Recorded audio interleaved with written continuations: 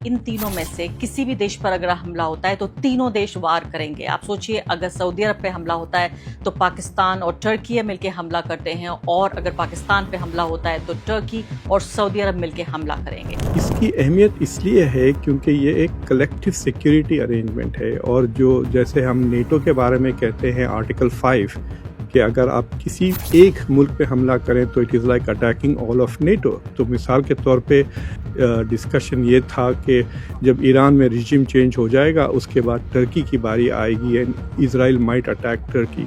लेकिन अब इज़राइल को सोचना पड़ेगा कि अगर मैं टर्की को अटैक किया तो डज इट मीन कि I will be fighting Saudi Arabia and Pakistan also. लगातार एक खतरा पाकिस्तान से तो बना हुआ है। अब पाकिस्तान नहीं बल्कि पाकिस्तान इंटू 2, यानी टर्की भी साथ में आ गया और सऊदी अरब तो पहले ही साथ में था। तो क्या भारत को चिंतित होने की जरूरत है? खुदा न खास्ता, लेकिन अगर कोई पहलगाम जैसा एपिसोड दोबारा हो जाता है कश्मीर में या दिल्ली में एंड इंडिया डिसाइड्स टू से कि ऑपरेशन सिंदूर 2.0 हम करेंगे, तो पाकिस्तान में हमला करने से पहले विल इंडिया थिंक ओ इसका मतलब कि हम टर्की और सऊदी अरेबिया पे भी हमला कर रहे हैं? If that factors in, then this is a serious agreement. क्या ये एक तरह का सुन्नी अलायंस है एक शिया ईरान के खिलाफ, या फिर ये माना जाए कि ये मुस्लिम अलायंस है, एक यहूदी और ईसाई एक जो गठबंधन है इन दोनों देशों का? क्या वाकई इसको इतने निम्नतम यानी कि इतने मिनिमम और लोएस्ट दर्जे से देखा जाए? But I think Iranians are smart. अगर नहीं तो मेरी बात सुन लें, इमीडिएटली अप्लाई कर दें to join the Mecca agreement. फिर वहाँ पे टेस्ट हो जाएगा ना कि is it a Sunni alliance या is it just a Shia alliance. नमस्कार, इस खास कार्यक्रम में आपका स्वागत है। मैं हूं आरफा खानम शेरवानी।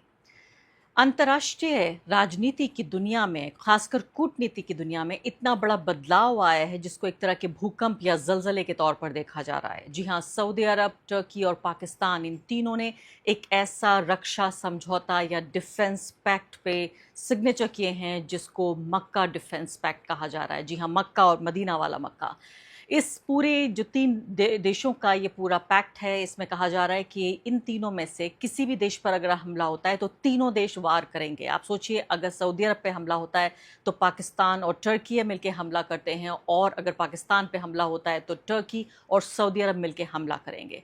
इसको किस तरह से देखा जाए? जो पूरी बदलती हुई दुनिया, ये पूरा जो मिडल ईस्ट यानी कि ईरान के ऊपर जो जंग थोपी गई थी अमेरिका और इजराइल के जरिए, उसके बाद से जिस तरह से तेज़ी से बदलती हुई दुनिया है, उसकी एक निशानदेही के तौर पर हमारे सामने नजर आ रहा है। अब इसमें आप ये देखिए कि पाकिस्तान एक मिलिट्री पावर होने के अलावा एक न्यूक्लियर पावर है, सऊदी अरब के पास बेतहाशा पैसा है, और टर्की के पास डिफेंस टेक्नोलॉजी ऐसी है जो पूरी दुनिया में बहुत कम देशों के पास है। तो ऐसे में ये तीनों देश किससे बचने की कोशिश कर रहे हैं? क्या ईरान से बचने की कोशिश कर रहे हैं, इजराइल से बचने की कोशिश कर रहे हैं, अमेरिका से बचने की कोशिश कर रहे हैं? आखिर क्या ऐसी चीज़ है जो इन तीनों को साथ ले आई है?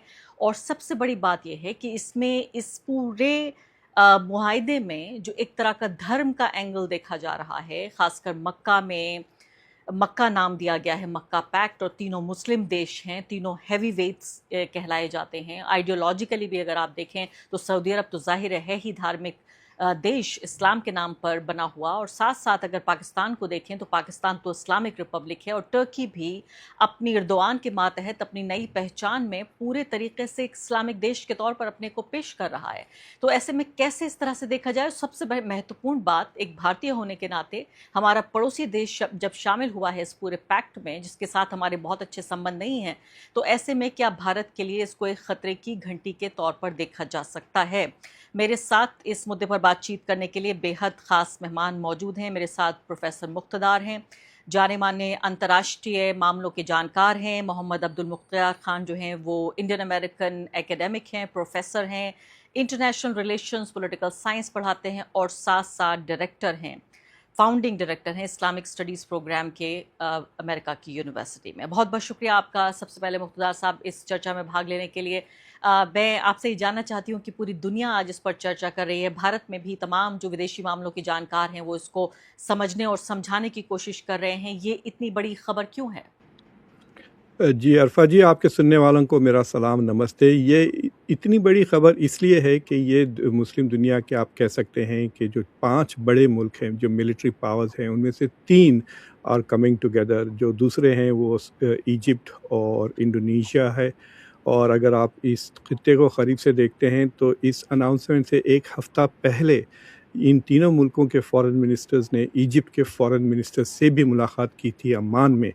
तो जब मैंने वो तस्वीरें देखी तो मैं समझा था कि शायद वो लोग उन्हें भी इनवाइट कर रहे हैं to join this Mecca pact. ये 1 साल से डेवलपमेंट में है और इसकी अहमियत इसलिए है क्योंकि ये एक कलेक्टिव सिक्योरिटी अरेंजमेंट है। और जो जैसे हम नेटो के बारे में कहते हैं आर्टिकल 5 कि अगर आप किसी एक मुल्क पे हमला करें तो it is like attacking all of NATO. तो सोच लें अगर आप लेट्स से कि पोर्चुगल पे हमला करना चाह रहे हैं जो बहुत ही कमज़ोर छोटा सा मुल्क है, लेकिन जब भी आप डिसीजन लेंगे कि चलें हम पोर्चुगल पे हमला करते हैं, यू नो कि आप अमेरिका पे हमला कर रहे हैं, जर्मनी, फ्रांस, बरतानिया सब पर। तो अब ये जो कलेक्टिव सिक्योरिटी अग्रीमेंट है ये तीनों मुल्क को बहुत मजबूत कर देता है। तो मिसाल के तौर पे आपने देखा होगा कि जब इस जंग में ईरान के साथ जब जंग शुरू हुई तो with in a month wall street journal जैसे अखबारात में आर्टिकल्स आने लगे कि Turkey is the next Iran. और डिस्कशन ये था कि जब ईरान में रिजिम चेंज हो जाएगा उसके बाद टर्की की बारी आएगी and Israel might attack Turkey. लेकिन अब इज़राइल को सोचना पड़ेगा कि अगर मैं टर्की को अटैक किया तो डज इट मीन कि I will be fighting Saudi Arabia and Pakistan also. तो ये जो कैलकुलेशन आ जाता है इन अग्रेसर में, इसको हम कहते हैं डिटरेंस कि it will force the country to think twice, क्योंकि वो टर्की पे नहीं हमला कर रहा है, it's also attacking these 3 countries. तो अगर ये वाक़ई में वो कमिटमेंट है जो पाकिस्तान की मिनिस्ट्री ऑफ एक्सटर्नल अफेयर्स के वेबसाइट पे ये बात लिखी हुई है और प्रेस में काफ़ी डिस्कशन आया है, then this is a very big development because मुस्लिम दुनिया में ऐसी कोई चीज़ नहीं है, दुनिया में बहुत कम है ऐसे डिटरेंस। और इस सेंचुरी में अगर आप देखें तो मुसलसिल मुस्लिम ममालिकों पे मुसलसिल हमले होते रहे हैं, स्टार्टिंग विद अफ़गान वॉर, उसके बाद इराक़ वॉर, सीरिया, फिर अब ईरान। तो this century is just about western मुल्क अटैकिंग मुस्लिम कंट्रीज़। तो एक पहली बार ऐसा होगा कि there will be a kind of Muslim deterrence. लेकिन ये क्या ये क्रेडिबल है, ये बहुत बड़ा सवाल है। जी हाँ, मैं उस सवाल पे आती हूँ। जी हाँ प्रोफेसर साहब, मैं उस सवाल पे आती हूँ और सबसे बड़ा सवाल हमारे लिए भी एक पड़ोसी देश होने के नाते, जैसे मैंने कहा कि हमारे बहुत दोस्ताना तो नहीं, दुश्मनी से ज़रूर हमारे संबंध हैं पाकिस्तान से। मैं इस सवाल पर आऊँगी और मुझे मालूम है कि भारतीय दर्शक इसको इस सवाल को समझने में बहुत दिलचस्पी रखते हैं। लेकिन उससे पहले मैं आपसे बहुत ही साफ साफ सवाल पूछना चाहती हूँ कि इस सवाल को अगर मैं आपके सामने रखूं कि क्या ये एक तरह का सुन्नी अलायंस है एक शिया ईरान के खिलाफ, या फिर ये माना जाए कि ये मुस्लिम अलायंस है एक यहूदी और ईसाई एक जो गठबंधन है इन दोनों देशों का, क्या वाकई इसको इतने निम्नतम यानी कि इतने मिनिमम और लोएस्ट दर्जे से देखा जाए कि मजहब के आधार पर अब क्या सिक्योरिटी पैक्ट बनाए जा रहे हैं? देखिए, there are 2 things about this. एक ये जो तीनों मुल्क हैं they are very close with the US. इसका मतलब ये है कि इनको ये यूएस की इजाज़त के बगैर ये क़दम आगे नहीं बढ़ा सकते। इट इज़ वेरी क्लियर, क्योंकि टर्की ख़ुद नेटो का मेंबर है। टर्की ने बहुत मुश्किल से अपने ताल्लुकात स्लाइटली बेटर किए हैं, अमेरिका से F-35 हासिल करना चाह रहा है। पाकिस्तान का जो रिवाइवल हुआ है ऑपरेशन सिंदूर के बाद, it is because of its good relations with America. तो ये without an okay from Washington ये आगे इतनी बड़ा क़दम ये 3 मुल्क नहीं उठा सकते। तो how did they convince Washington to say yes? उसका सवाल सिंपल है, क्योंकि उन्होंने वाशिंगटन में कहा कि ये इज़राइल के ख़िलाफ़ नहीं, ये ईरान के ख़िलाफ़ है। तो उस सूरत हाल में ट्रंप, तो मुझे लगता है कि इन्होंने आपस में सोचा कि नहीं ये इज़राइल के ख़िलाफ़ है, लेकिन वाशिंगटन में ये कहा कि ये ईरान के ख़िलाफ़ है। इसलिए उस डॉक्यूमेंट में कोई डेजिग्नेटेड एनिमी नहीं है। They have said this. ये टर्की ने साफ अनाउंस किया कि हम किसी के ख़िलाफ़ नहीं है, ये बस हमारे प्रोटेक्शन के लिए है। So that is the announcement. लेकिन ये मिनिमलिस्ट नहीं है, क्योंकि खुद सऊदी अरब ने भी कहा, पाकिस्तान ने भी कहा कि it is open for other countries in the region. अब ये और बात है कि आप कह सकते हैं कि it would have been a test अगर ईरान फ़ौरन जवाब दे देता कि हम ज्वाइन करना चाहते हैं। So will they accept Iran और नॉट?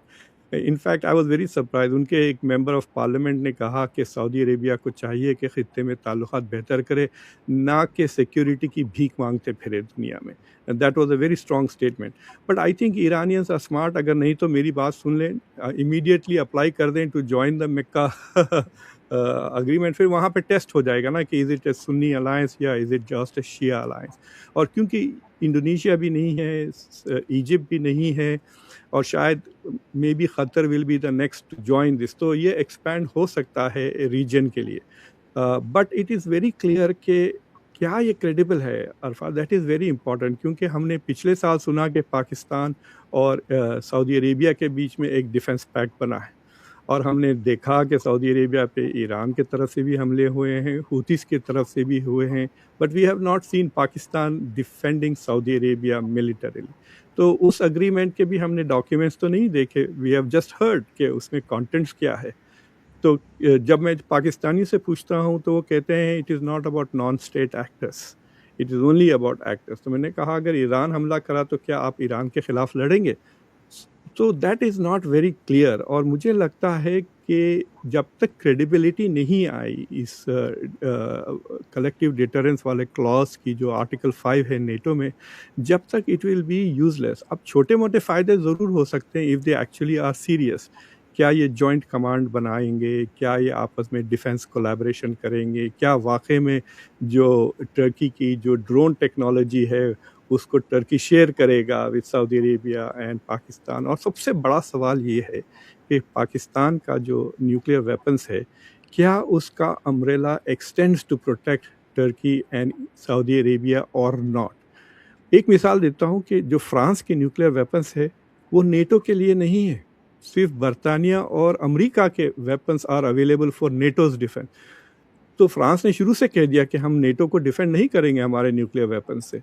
तो इज़ इट वेरी क्लियर? क्योंकि क्या Pakistan is providing nuclear umbrella? क्योंकि अगर वो ये कहता है कि हमारे न्यूक्लियर वेपन्स टर्की को भी डिफेंड करते हैं, तो the West will interpret it as a nuclear proliferation, कि आप प्रोलिफरेट कर रहे हैं न्यूक्लियर वेपन्स को, extending it, and there will be a backlash against Pakistan, you know, World Bank में, IMF वगैरह।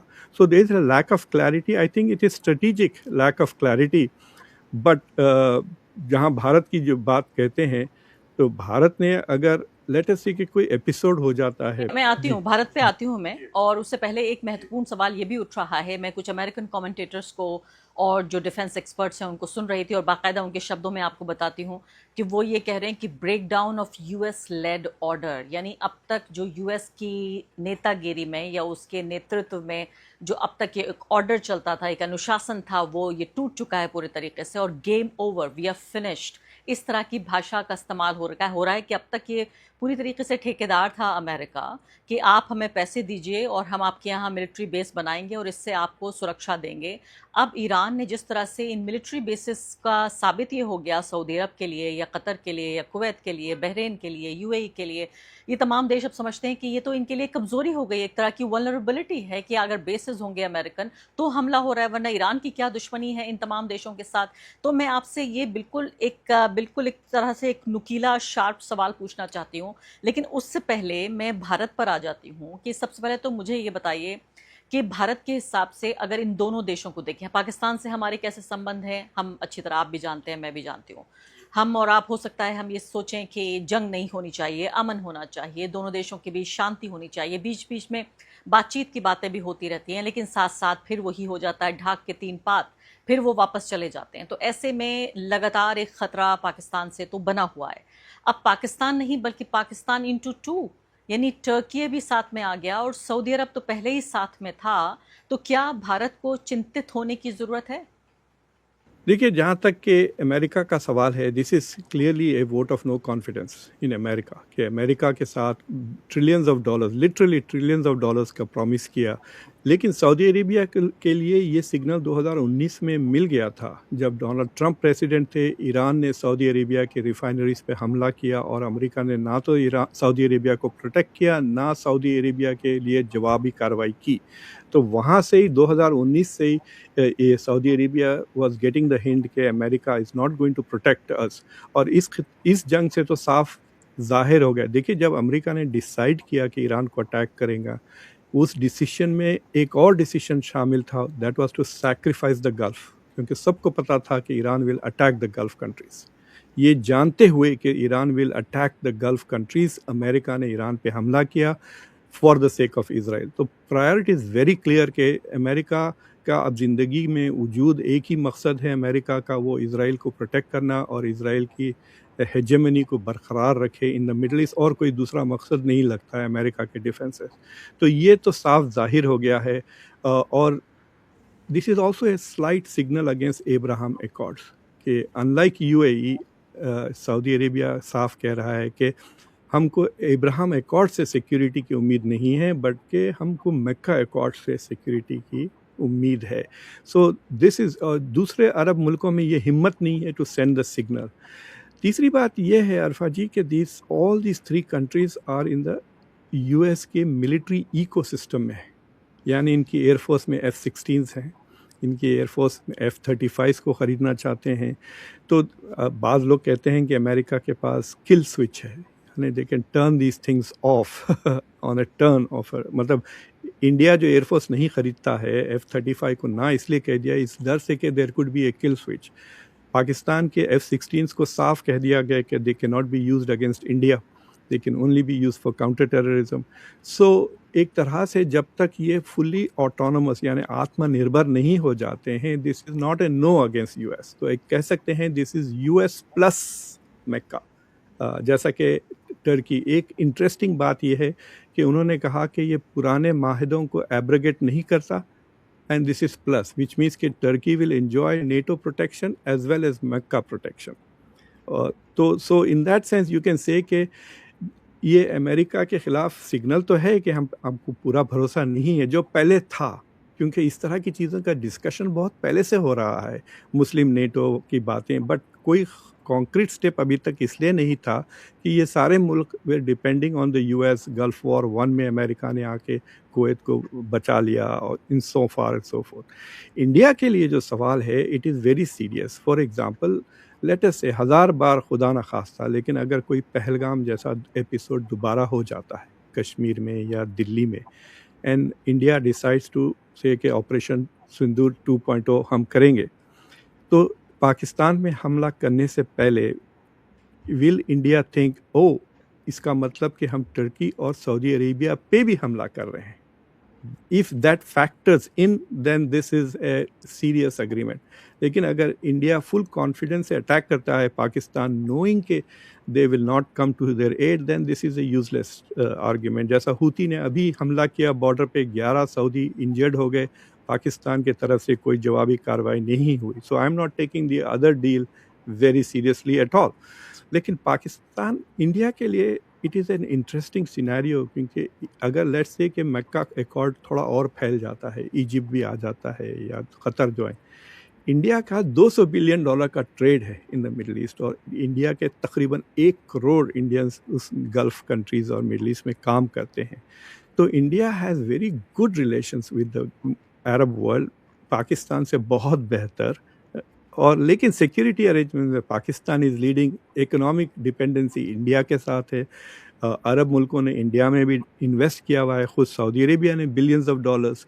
तो एक किस्म से इंटरडिपेंडेंस ऐसी आ गई कि India will hesitate to attack Pakistan knowing के इकोनॉमिक इंटरेस्ट भी हर्ट कर सकता है सऊदी अरेबिया। जी हाँ, आप बहुत दिलचस्प और बहुत ही अहम बात इस वक्त आप ये कह रहे हैं। मैं इसको इस तरह से देखना चाहती थी कि अगर ऐसा होता है तो क्या सऊदी अरब जो भारत के लिए बहुत करीबी दोस्त भी है, पहली बार ऐसा देखा गया कि नरेंद्र मोदी भारत के प्रधानमंत्री सऊदी अरब गए, उनको बड़े बड़े सिविलियन जो हैं वो अवार्ड्स दिए गए, और ये माना जाता है कि उन्होंने अपनी डिप्लोमेसी को भी पर्सनलाइज किया है, और पर्सनलाइज करके तमाम अरब देशों से, यानी भारत में मुसलमानों की क्या हालत है वो दीगर बात है कि वो किस तरह से सेकंड क्लास सिटीजन के तौर पर ट्रीट करते हैं, लेकिन जो पैसे वाला मुसलमान है और भारत के बाहर रहता है, जो शेख है, उनके साथ उनके बड़े अच्छे संबंध हैं। तो ऐसे में क्या सऊदी अरब पाकिस्तान का साथ देगा अगर ऐसा कुछ दोबारा हमारे बीच तनाव पैदा होता है? और टर्की के साथ तो हम ये नहीं कह सकते कि बड़े भले, यानी हम टर्की को पहले टेस्ट कर चुके हैं और टर्की फेल हो चुका है, तो उस लिहाज से अगर देखा जाए तो सिर्फ इसमें सऊदी अरब मुझे अभी तक ऐसा लग रहा है जो मुझे नहीं लगता कि भारत के ऊपर हथियार उठाएगा। आपका क्या मानना है? देखिए, बात आपकी बिल्कुल सही है। ऑपरेशन सिंदूर में अज़रबैजान और टर्की ने खुलकर चाइना के साथ पाकिस्तान की मदद की। तो Pakistan was having a Mecca accord, instead of Saudi Arabia आप चाइना को डाल दें वहाँ पे। तो चाइना, तुर्की और अजरबैजान ने प्रूफ किया कि दे आर विद पाकिस्तान। कोई ऐसा मुल्क भारत के साथ नहीं खड़ा हुआ था ऑपरेशन सिंदूर में जैसा पाकिस्तान के साथ टर्की वाज स्टैंडिंग देयर। सो पाकिस्तान के लिए टर्की की पार्टनरशिप इज़ क्रेडिबल नाउ। ये और बात है कि सऊदी, देखिए फाइन प्रिंट हम जो नहीं देख रहे हैं ना अरफा जी, कि आप इंडिया को छोड़ दें, अफगानिस्तान को ले लें। अगर अफगानिस्तान पे पाकिस्तान हमला करता है तो वी नो कि Turkey and Saudi Arabia will not participate, क्योंकि ये डिफेंसिव अग्रीमेंट है, ऑफेंसिव नहीं है। अगर तुर्की सीरिया पे हमला करता है तो these countries will not go with Turkey, जैसा कि जब ईरान की जंग में नेटो वालों ने नहीं आया, क्योंकि ये ऑफेंसिव अटैक है यूएस का, इट इज़ नॉट डिफेंसिव। लेकिन अगर अफगानिस्तान हमला करता है पाकिस्तान पर तो will Saudi Arabia and Turkey से नहीं, ये ऑन गोइंग कॉन्फ्लिक्ट है आपकी पुरानी, this is not part of the Mecca accords, और you will see Muslim countries fighting another Sunni Muslim country. तो फिर ये मक्का अकॉर्ड कैसा हुआ? So that becomes a very tricky situation. और तो उसमें जो फाइन प्रिंट है, इसलिए जो एक्सपर्ट्स हैं they are a little frustrated with this कि we are not able to analyze ये कि क्या होगा। अगर अफगानिस्तान का एग्जाम्पल लें तो इट बिकम्स वेरी ट्रिकी। दूसरी चीज़ ये है कि आई थिंक ये Mecca accords could prove to be, अगर ये सीरियस है तो it could be beneficial to India. कि फॉर एग्जांपल टर्की और सऊदी अरब ये कह सकते हैं इंडिया पाकिस्तान को कि आप ये क्रॉस बॉर्डर टेररिज्म से बिल्कुल मना हो जाए, stay away from it, because we don't want a war with India. Specially Saudi Arabia will not want a war. इतनी म्यूचुअल इकोनॉमिक डिपेंडेंसी है दोनों मुल्कों में कि दे विल से। और तो भारत के लिए इट वुड बी इंटरेस्टिंग, जो रणधीर जायसवाल ने जो जवाब दिया इंडिया के तरफ से, उनका स्टेटमेंट वाज वेरी सिंपल। ना इन्होंने वेलकम किया, ना इन्होंने कंडेम किया, बस यही कहा कि हम ऑब्जर्व कर रहे हैं। But I think it could drive Saudi, India, UAE and Israel to become more closer. मुझे पक्का यकीन है कि जो नेतन्याहू का जो फ़ोन आया था 4-5 दिन पहले नरेंद्र मोदी को, देख आपने, मोदी जी ने कुछ ज़्यादा डिटेल्स नहीं बताए अपने एक्स कमेंट पे, but I think it was about the Mecca accords. I think Netanyahu ने फ़ोन करके उनको कहा कि कल देखो आप क्या होने वाला है जुमा को सऊदी अरब में। सो आई थिंक कि this might bring India, Saudi Arabia and UAE closer, unless UAE also joins the Mecca Accords. नहीं, तो मेरी समझ में नहीं आया, आप कह रहे हैं कि इजराइल के नजदीक जाएगा इंडिया इससे ज्यादा, और जी हाँ, इसको कैसे एक्सप्लेन, कैसे? जी हाँ, और यूएई के साथ एक there is a discussion of something call, मेरे ख्याल से वो हेक्सागोनल डिटरेंस, ये वो कुछ नेतन्याहू ने चंद महीने पहले डिस्कस किया था, जिसमें यूएई, इंडिया, इजराइल, ग्रीस और Cyprus are in a security partnership. India does not make alliance. India ने कभी अपनी हिस्ट्री में, मॉडर्न हिस्ट्री में आफ्टर इंडिपेंडेंस, किसी के साथ मिलिट्री अलायंस नहीं किया है।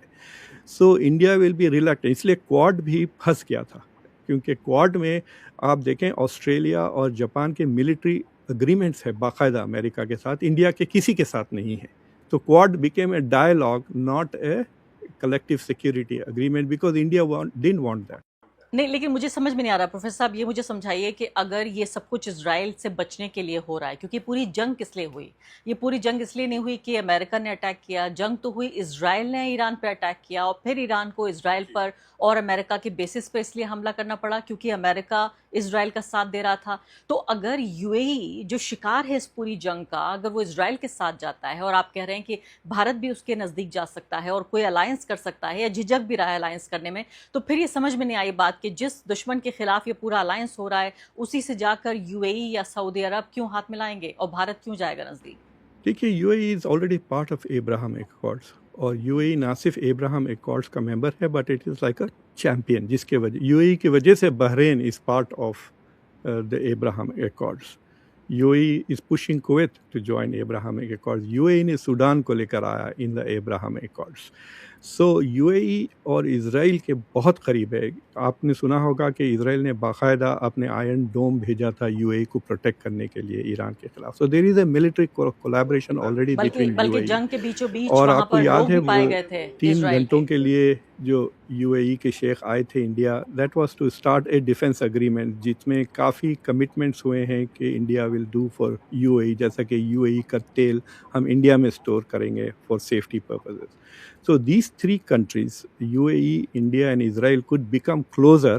But सवाल ये उठता है कि क्या मेक्का अकॉर्ड्स इतना मेजर गेम चेंजर है कि it will force India to change its philosophy of not having allies कि मतलब ये बहुत बड़ा कदम होगा अगर इंडिया फॉर्मली एलाई बन जाता. But let me tell you this much Arfa ji, जो क्वाड के अंदर जो मिलिट्री कोलैबोरेशन है अमेरिका के साथ, इंडिया का, जापान के साथ, it is far more developed and advanced than UAE, Saudi Arabia, Pakistan या सऊदी अरेबिया के टर्की.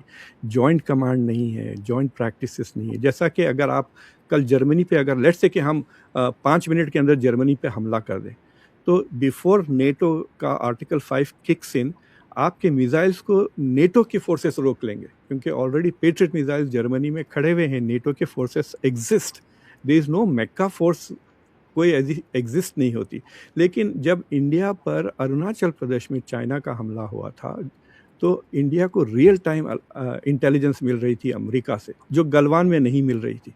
2020 और 2022 में ये फ़र्क था कि because of Quad India was getting real time intelligence from the US.